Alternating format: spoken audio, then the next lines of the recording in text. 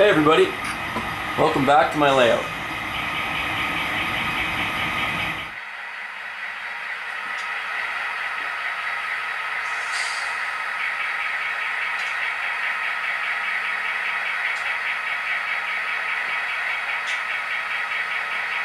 This will be a layout update for November 2018. It was kind of a slow month down here. We had a lot going on family-wise, so I didn't get a whole lot of stuff done. No new rolling stock either to show you guys. So we'll just get started and I'll show you the couple things I did work on last month. So this past month I spent most of my time I had down here working on this control panel. So this is for the points west reverse loop, and there's 8 tortoise switch machines in there, controlling switches, as well as I did track power for all 5 of the storage tracks. So nothing too fancy, it's pretty basic. I used just the old kind of toggle switches. These are double pole, double throw, made by, I can't remember the name, they're a Japanese outfit. Got them at my local electronics store. So these are double pole, double throw, and they're on, off, on. So the middle position is off, and then you've got 2 on positions. So it's on one way, on the other way, and middle is off. So the way they're wired is it actually like reverses the switch internally. So that's what I'm doing for the tortoises. So all these ones here running the 8 tortoise switch machines. And then for the track power, I just use a single pole, single throw, just a simple. They call these ones on, I think. Yeah. And they just have 2 positions. So they're those ones are either off or on. What I did was wired LEDs, what would be in series, I think, with these switches. So when you want to go and line up a track, say track 3 is empty right now, so I check and see which track is empty, so we know track 3 is good to go. So then you just kind of follow your, you'll almost always be coming up the north track, just the way Lake Louise is. That's the better grade is on the north track. So most trains coming into this loop will be coming in on this north track. So we'll be coming in on the north track, and we need track 3. So I'll just light up the lights that I need to get into track 3.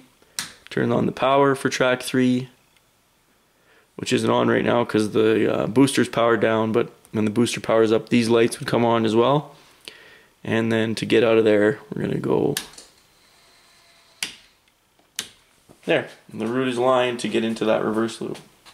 So for the construction of it, I cut a piece of just scrap metal. I just used galvanized, it was like 1/16, just because it's magnetic. Because I wanted to be able to take these little locomotive magnets and you know, when you yard one, you can put it on the track that you yarded on, and then it's a way to keep everything organized and know which engines are sitting where. Because this loop will eventually be hidden and it's like behind a wall, it's nice to keep track of what the lead unit is, so you don't have to walk around to go see which one it is and bring it out. I'll show a couple pictures of how I did this. Basically, I printed off a few of these of the faceplate, and I kind of taped them onto the metal, and then I used clamps to hold it on, and then I just drilled all my holes through.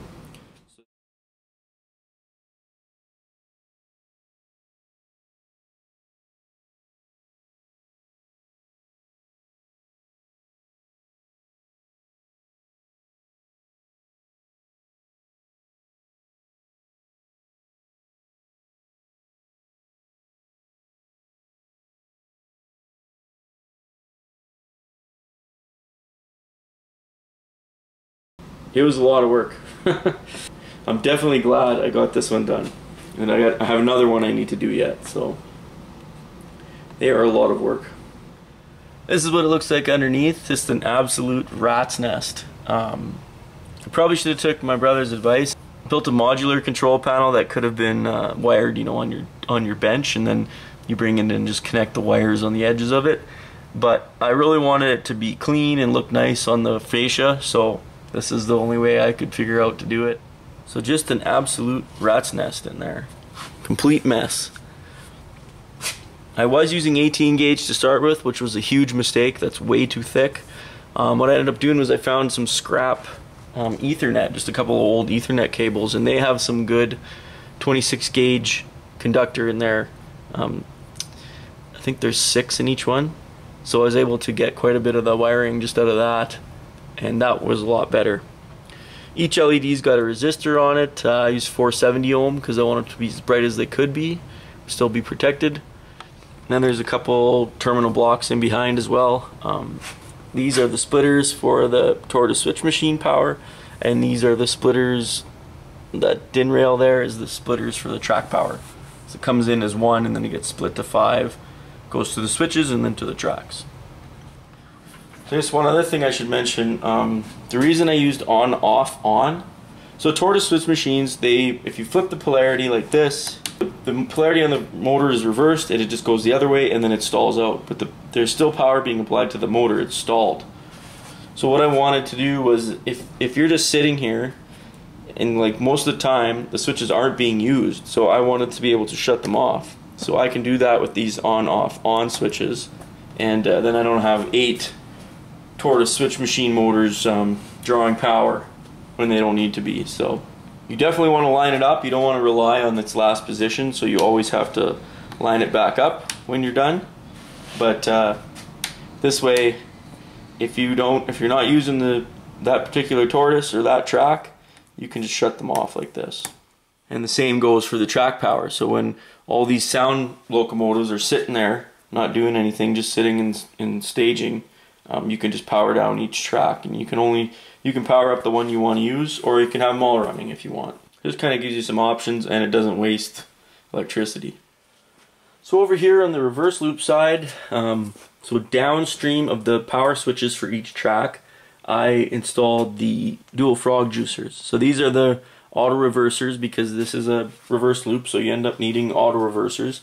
And I did 5 on this one because if I would have just done 1, there's the potential that because there's 2 main lines coming into this reverse loop, you could have 2 trains entering and exiting at the same time, and then you'll have a short circuit if 2 locomotives cross the edges of the isolating gaps at the same time. So I went with 5. That way you can pretty much, each track has its own, so it doesn't matter which track you're doing, or if you got 2 trains coming in and out or whatever. It just gives you some options there. So nothing fancy, they're all the same. Just use screws to mount them. They're just a simple circuit board. Put the jumpers on the dual outputs, which is this guy right here. That makes it an auto reverser. If you don't have that dual outputs on, you could do like 2 single frogs or something if you wanted. But put the dual outputs on, and then it can be an auto reverser for one track. On the tortoises, I had gone ahead when I had some time. I think I did it like a year ago, but I had wired all the frogs. I put an 18 gauge wire up to each frog on all my turnouts, because I thought, well, I could power the frogs. You can actually power the frogs from the tortoise. You just make sure you get the polarity right, and then when the tortoise switches, it also switches the polarity. There's a switch inside the tortoise switch machine. And you can do that by dropping track feeders to the tortoise, and then it'll do the frog. The mistake I made is that because this is an auto reversing section, it's not the polarity is not always the same. When you hardwire to your tortoise, the polarity will be the same at all the time.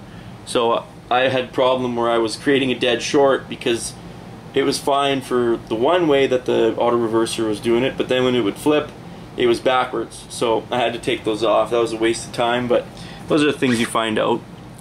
So this is kind of an overview of the yard ladder going into staging. You can see the tortoises underneath, they're all wired up now. And I just kind of bundled the wires together as we go. We got more. Got the frog juicers down below for auto reversing.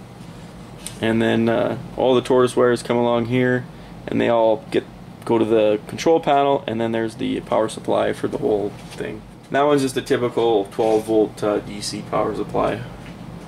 Nothing fancy there.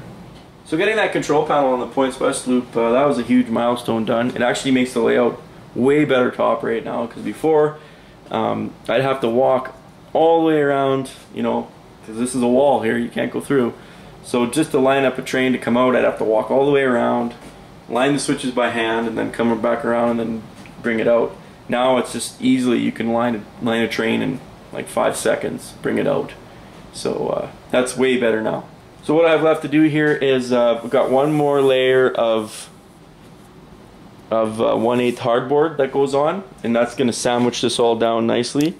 And I'll just cut a hole, that'll be cut a rectangle out the size of this, and then it'll kind of be offset 1/8 kind of within that within the fascia.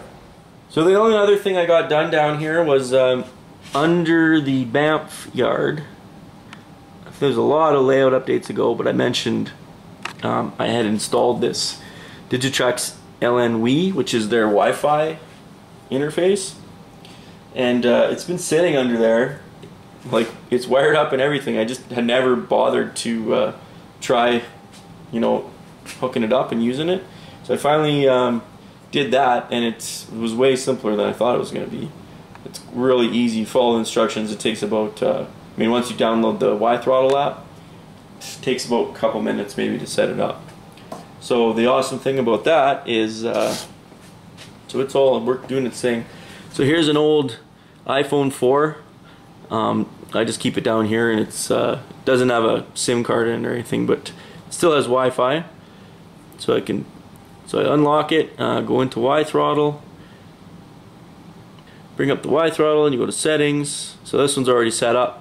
But here's track power. Hit track power, and the entire layout powers up just with one button here on the smartphone. So that's really cool. So I'm not going to get too far into the kind of the features of Y-Throttle. I'm sure a lot of people are familiar with it. If you're not and you've got a smartphone, you can download the light version for free and just kind of check it out. So set the address up. 8876 is this guy.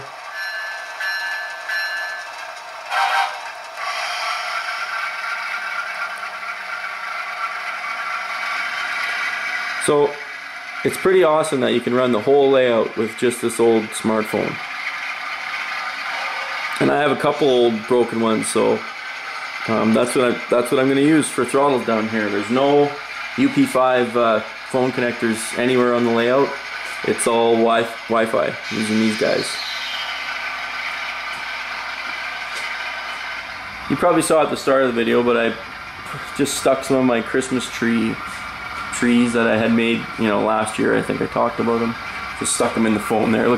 They look pretty good. That's absolutely nothing done to them except I cut the branches off the bottoms of the trees. So pretty good for background trees, I think. So that'll wrap up this layout update, guys. As always, thanks a lot for watching, and we'll see you next time.